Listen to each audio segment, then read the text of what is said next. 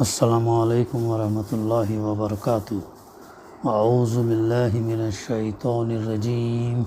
بسم اللہ الرحمن الرحیم۔ یا ایہا النبی لما تحرم ما احل اللہ لک تبتغی مرضات ازواجک واللہ غفور الرحیم۔ اے نبی صلی اللہ علیہ وسلم، تم کیوں اس چیز کو حرام کرتے ہو جو اللہ نے تمہارے لیے حلال کی ہے؟ یعنی کیا اس لیے کہ تم اپنی بیویوں کی خوشی چاہتے ہو؟ اللہ معاف کرنے والا اور رحم فرمانے والا ہے۔ سورہ التحریم کی پہلی آیت کی تلاوت اور اس کی ترجمانی ابھی ہم نے سماعت کی۔ اس آیت کی تفسیر میں جانے سے پہلے ہم اس سورت کا نام اور زمان نزول، موضوع اور کن باتوں میں اللہ تعالی ہمیں رہنمائی یہ کرنا چاہتا ہے اور تفسیر میں کیا بات آئی ہے اس کا مطالعہ ہم کریں گے۔ پہلی آیت کے الفاظ لما تحرم سے ماخوذ ہے۔ یہ بھی اس کے مضامین کا عنوان نہیں، بلکہ اس نام سے مراد یہ ہے کہ یہ وہ صورت ہے جس میں تحریم کے واقعے کا ذکر آیا ہے۔ اس میں تحریم کے جس واقعے کا ذکر کیا گیا اس کے متعلق احادیث کی روایات میں دو خواتین کا ذکر آیا ہے جو اس وقت اللہ کے رسول صلی اللہ علیہ وسلم کے حرم میں تھی۔ ایک حضرت صفیہ رضی اللہ عنہا، دوسری حضرت ماریہ قبطیہ رضی اللہ عنہا۔ ان میں سے ایک یعنی حضرت صفیہ فتح خیبر کے بعد اللہ کے رسول صلی اللہ علیہ وسلم کے نکاح میں آئیں اور خیبر کی فتح بالاتفاق 7 ہجری میں ہوئی ہے۔ دوسری خاتون حضرت ماریہ کو 7 ہجری میں مصر کے فرمانروا مقوقس نے اللہ کے رسول صلی اللہ علیہ وسلم کی خدمت میں ارسال کیا تھا اور ان کے بطن سے ذی الحجہ 8 ہجری میں اللہ کے رسول صلی اللہ علیہ وسلم کے فرزند حضرت ابراہیم رضی اللہ پیدا ہوئے تھے۔ ان تاریخی واقعات سے یہ بات قریب متعین ہو جاتی ہے کہ اس سورہ کا نزول سن 7 ہجری یا 8 ہجری کے دوان میں کسی وقت ہوا ہے۔ تو یہ سورہ التحریم کے زمانے نزول کے متعلق بات ہے۔ اب موضوع اور مباحث، یہ ایک بڑی اہم صورت ہے جس میں اللہ کے رسول صلی اللہ علیہ وسلم کی ازواج مطہرات کے متعلق بعض واقعات کی طرف اشارہ کرتے ہوئے چند مہمات مسائل پر روشنی ڈالی گئی ہے۔ ایک یہ کہ حلال اور حرام اور جائز اور ناجائز کے حدود مقرر کرنے کے اختیارات قطعی طور پر اللہ تعالیٰ کے ہاتھ میں ہیں اور عام انسان تو درکنار، خود اللہ کے نبی صلی اللہ علیہ وسلم کی طرف بھی ان کا کوئی حصہ منتقل نہیں کیا گیا۔ نبی بحیثیت نبی اگر کسی چیز کو حرام یا حلال قرار دے سکتا ہے تو صرف اس صورت میں جب کہ اللہ تعالیٰ کی طرف سے اس کا اشارہ ہو، قطع نظر اس سے کہ وہ اشارہ قرآن مجید میں نازل ہوا ہو یا وحی خفی کے طور پر کیا گیا ہو، لیکن بطور خود یعنی اللہ کی مباح کی ہوئی چیز کسی چیز کو حرام کر لینے کا مجاز نبی بھی نہیں ہے کجا کہ کوئی اور شخص ہو سکے۔ یہ پہلا پوائنٹ ہے اس صورت کے اندر ہمیں سمجھنا چاہیے۔ دوسری بات یہ ہے کہ یہ انسانی معاشرے میں نبی کا مقام انتہائی نازک مقام ہے۔ ایک معمولی بات بھی جو کسی دوسرے انسان کی زندگی میں پیش آئے تو چندہ اہمیت نہیں رکھتی، نبی کی زندگی میں اگر پیش آ جائے تو وہ قانون کی حیثیت اختیار کر جاتی ہے۔ اس لیے اللہ تعالیٰ کی طرف سے انبیاء علیہ السلام کی زندگی پر ایسی کڑی نگرانی رکھی گئی کہ ان کا کوئی ادنیٰ اقدام بھی منشاء الہی سے ہٹا ہوا نہ ہو۔ ایسا کوئی فعل بھی اگر نبی سے صادر ہوا ہے تو اس کی فوراً اصلاح کر دی گئی ہے تاکہ اسلامی قانون اور اس کے اصول اپنی بالکل صحیح صورت میں نہ صرف اللہ کی کتاب بلکہ نبی کے اسوہ حسنہ کی صورت میں بھی اللہ کے بندوں تک پہنچ جائیں، اور ان میں ذرہ برابر بھی کوئی چیز ایسی شامل نہ ہونے پائے جو منشا الہی سے مطابقت نہ رکھتی ہو۔ تیسری بات جو مذکورہ بالا نقطے سے خود بخود نکلتی وہ یہ ہے کہ ایک ذرا سی بات پر جب نبی صلی اللہ علیہ وسلم کو ٹوک دیا گیا اور نہ صرف اس کی اصلاح کی گئی بلکہ اسے ریکارڈ پر بھی لے آیا گیا، تو یہ چیز قطعی طور پر ہمارے دل میں اطمینان پیدا کر دیتی ہے کہ اللہ کے رسول صلی اللہ علیہ وسلم کی حیات طیبہ میں جو اعمال اور افعال اور احکام اور ہدایات بھی ہمیں اب ملتے ہیں اور جن پر اللہ تعالیٰ کی طرف سے کوئی گرفت یا اصلاح ریکارڈ پر موجود نہیں ہے، وہ سراسر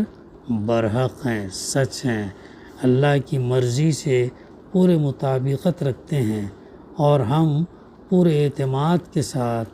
جو ہے ان سے ہدایات اور رہنمائی حاصل کر سکتے ہیں۔ چوتھی بات جو اس کلام میں ہمارے سامنے آتی ہے وہ یہ کہ جس رسول مقدس کی عزت اور حرمت کو اللہ تعالیٰ خود اپنے بندوں کے حق میں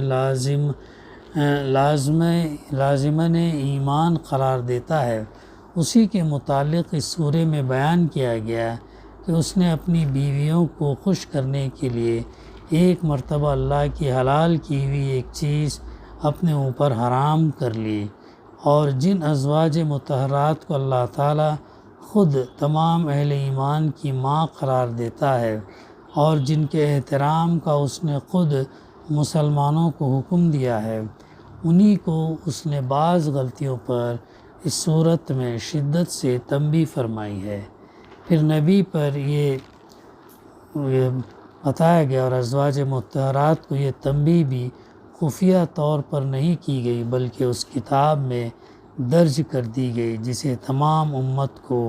ہمیشہ ہمیشہ تلاوت کرنا ہے۔ ظاہر ہے کہ کتاب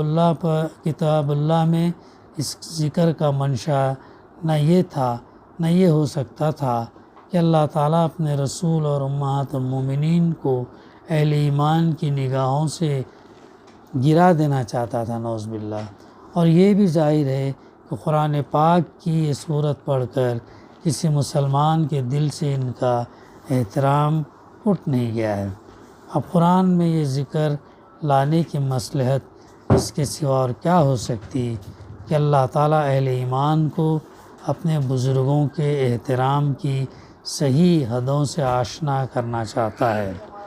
نبی ہے، خدا نہیں ہے کہ اس سے کوئی لغزش نہ ہو۔ نبی کا احترام اس بنا پر نہیں ہے کہ اس چیز سے لغزش کا صدور ناممکن ہے، بلکہ اس بنا پر ہے کہ وہ مرضی الہی کا مکمل نمائندہ ہے، اور اس کی ادنا سی لغزش کو بھی اللہ نے اصلاح کیے بغیر نہیں چھوڑا ہے، جس سے ہمیں اطمینان نصیب ہو جاتا کہ نبی کا چھوڑا ہوا اسوہ حسنہ اللہ کی مرضی کی پوری نمائندگی کر رہا ہے، پوری زندگی ہر پہلو ہر لمحہ جو ہے اللہ کے رسول صلی اللہ علیہ وسلم کا امت کے لیے رہنمائی ہے، نمونہ ہے۔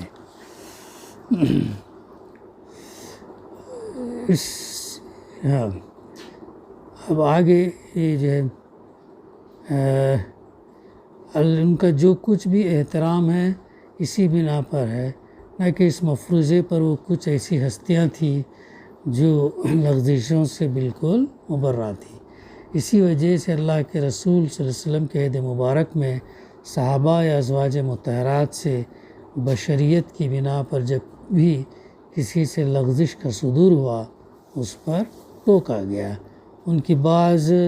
چیزوں کی اصلاح اللہ کے رسول صلی اللہ علیہ وسلم نے کی، جس کا ذکر احادیث میں بکثرت مقامات پر آیا، اور بعض کا ذکر قرآن مجید میں کر کے اللہ تعالیٰ نے خود ان کی اصلاح کی تاکہ مسلمان کبھی جو ہے بزرگوں کے احترام کا کوئی ایسا مبالغہ آمیز تصور نہ قائم کر لیں جو انہیں انسانیت کے مقام سے اٹھا کر دیویوں اور دیوتاؤں کے مقام پر پہنچا دے۔ آپ قرآن پاک کا مطالعہ آنکھیں کھول کر کریں تو اس کی پے در پے مثالیں آپ کے سامنے آئیں گی۔ سورہ آل عمران میں جنگ احد کے ذکر کرتے ہوئے صحابہ کرام کو مخاطب کر کے فرمایا، اللہ نے تائید اور نصرت کا جو وعدہ تم سے کیا تھا وہ تو اس نے پورا کر دیا جب اس کے اذن سے تم ان کو قتل کر رہے تھے، یعنی اللہ کی مرضی سے وہ قتل کر رہے تھے، یہاں تک کہ جب تم نے کمزوری دکھائی اور اپنے کام میں باہم اختلاف کیا، اور جو ہی کہ وہ چیز اللہ نے تمہیں دکھائی جس کی محبت میں تم گرفتار تھے، یعنی مال غنیمت، جو 50 صحابہ کو اللہ کے رسول صلی اللہ علیہ وسلم نے جو متعین کیا تھا پہاڑی پر، ایک درے کے پاس، ان سے کہا کیا تھا کہ وہاں سے ہٹنا نہیں، چاہے تم اب یہ دیکھو کہ ہمیں چیل کوے جو ہے ہمارے جسموں کو نوچ رہے ہوں، لیکن تم وہاں سے مت ہٹنا۔ لیکن ہوا کیا، جنگ کی جب ابتدا ہوئی، شروع میں مسلمان جو ہے کامیاب رہے اور مال غنیمت ہاتھ میں آ رہا تھا، تو اس کو لوٹنے کے لیے، اس کو لینے کے لیے صحابہ بھاگے۔ تو یہ جو 50 مجاہدین کو، صحابہ کو اللہ کے رسول صلی اللہ علیہ وسلم متعین کیا، ان کو بھی وہاں سے ہٹنا نہیں تھا، لیکن ان میں سے کافی صحابہ، 50 میں سے کافی صحابہ جو ہے جب دیکھا کہ دوسرے مال لوٹنے کے لیے دوڑ لگائے ہیں، تو انہوں نے بھی جو ہے وہ اپنا محاذ چھوڑ کر مال لوٹنے کے لیے نکل گئے۔ حالانکہ جو ذمہ دار تھے انہوں نے کہا کہ اللہ کے رسول صلی اللہ علیہ وسلم کا حکم ہے، حکم عدولی مت کرو، لیکن اتنا ہونے کے باوجود بھی وہ کیا ہوا، وہ مال سمیٹنے کے لیے دوڑ پڑے۔ تو بچے کتنے لوگ؟ 5 سے 6 لوگ ایسا کچھ بچے، پھر بعد میں وہ بھی شہید یہ ہوئے۔ تو یہ مال سمیٹنے کے اس میں جو ہے وہ انہوں نے کیا کیا، اللہ کے رسول صلی اللہ علیہ وسلم کے حکم کی نافرمانی کر بیٹھے۔ اب تو یہاں پر اللہ تعالیٰ نے یہ فرمایا آیت نمبر 152 میں آگے، تم میں سے کوئی کیا تھا، دنیا کا طالب تھا اور کوئی آخرت کا طلبگار تھا۔ 2 قسم کے لوگ تھے، دنیا کا طالب اور آخرت کا طلبگار۔ تب اللہ نے تمہیں ان کے مقابلے میں پسپا کر دیا تاکہ تمہاری آزمائش کرے، یعنی جیتی ہوئی جنگ جو ہے وہ شکست میں تبدیل کر دی۔ تو یہ کس نے کیا؟ اللہ نے کر دیا تاکہ تمہاری آزمائش کرے، اور حق یہ ہے کہ اللہ نے تمہیں معاف کر دیا، اللہ مومنوں پر بڑا فضل فرمانے والا ہے۔ دوسرا آیت نمبر 1۔ دوسرا سورہ نور میں حضرت عائشہ رضی اللہ پر تہمت کا ذکر کرتے ہوئے صحابہ رضی اللہ سے فرمایا گیا، ایسا کیوں نہ ہوا کہ جب تم لوگوں نے اسے سنا تھا اسی وقت مومن مرد اور عورتیں سب اپنے آپ سے نیک گمان کرتے، بد گمان کرنے کے بجائے نیک گمان کرتے اور کہہ دیتے کہ یہ تو صریح بہتان ہے۔ اگر تم لوگوں پر دنیا اور آخرت میں اللہ کا فضل اور رحم و کرم نہ ہوتا تو جن باتوں میں تم پڑ گئے تھے ان کی پاداش میں بڑا عذاب تمہیں آ لیتا۔ ذرا غور کرو، جب تمہاری ایک زبان سے دوسری زبان اس قصے کو لیتی چلی جا رہی تھی اور تم اپنے منہ سے وہ کچھ کہے جا رہے تھے جس کے متعلق تمہیں کوئی علم نہ تھا، تم اسے ایک معمولی بات سمجھ رہے تھے، حالانکہ اللہ کے نزدیک یہ بڑی بات تھی۔ کیوں نہ اسے سنتے ہی تم نے کہہ دیا کہ ہمیں ایسی بات زبان سے نکالنا زیب نہیں دیتا۔ سبحان اللہ، یہ تو ایک بہتان عظیم ہے، اور اللہ ہم کو نصیحت کرتا کہ آئندہ کبھی ایسی حرکت نہ کرنا اگر تم مومن ہو۔ آیت نمبر 12 سے 17 تک سورہ نور میں۔ پھر اس کے بعد سورہ احزاب میں ازواج مطہرات کو خطاب کرتے ہوئے ارشاد ہوا، اے نبی صلی اللہ علیہ وسلم، اپنی بیویوں سے کہو اگر تم دنیا اور اس کی زینت چاہتی ہو تو آؤ، میں تمہیں کچھ دے دلا کر بھلے طریقے سے رخصت کر دوں، اور اگر تم اللہ اور اس کے رسول اور آخرت کی طلبگار ہو تو جان لو کہ تم میں سے جو نیکوکار ہیں اللہ نے ان کے لیے بڑا اجر مہیا کر رکھا ہے۔ آیات 28 سے 29 سورہ احزاب۔ اسی طریقے سے سورہ جمعہ میں صحابہ رضی اللہ کے متعلق فرمایا، جب انہوں نے کاروبار تجارت یا کھیل تماشا دیکھا تو اس کی طرف دوڑ گئے، اور اے نبی صلی اللہ علیہ وسلم تم کو یعنی خطبے میں کھڑا چھوڑ دیا، ان سے کہو کہ جو کچھ اللہ کے پاس ہے وہ کھیل تماشے اور تجارت سے بہتر ہے، اور اللہ بہترین رزق دینے والا ہے۔ آیت نمبر 11 سورہ جمعہ۔ پھر اسی طریقے سے سورہ ممتحنہ میں ایک بدری صحابی نے جو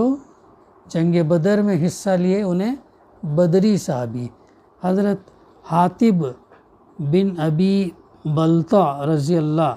کے اس فعل پر سخت گرفت کی گئی کہ انہوں نے فتح مکہ سے پہلے اللہ کے رسول صلی اللہ علیہ وسلم کے حملے اور منصوبے کی خفیہ اطلاع کفار قریش کو بھیج دی تھی۔ تو وہ تفصیلی واقعہ ہے جس میں پھر حضرت اللہ کے رسول صلی اللہ علیہ وسلم کو وحی کے ذریعے سے بتایا جاتا ہے کہ فلاں خاتون جو ہے وہ مکہ جو ہے ایک خط لے کر جا رہی ہے۔ اللہ کے رسول صلی اللہ علیہ وسلم حضرت علی رضی اللہ کو بھیجتے ہیں۔ پہلے تلاشی میں جو ہے کچھ نہیں نکلتا، لیکن سوچتے ہیں کہ جب اللہ کے رسول صلی اللہ علیہ وسلم نے بیان فرمایا تو بالکل سچ ہوگا، پھر تلاشی اور لیتے ہیں اور جو ہے بالوں میں سے جو ہے وہ چیز نکلتی ہے، تب اس خاتون کو اور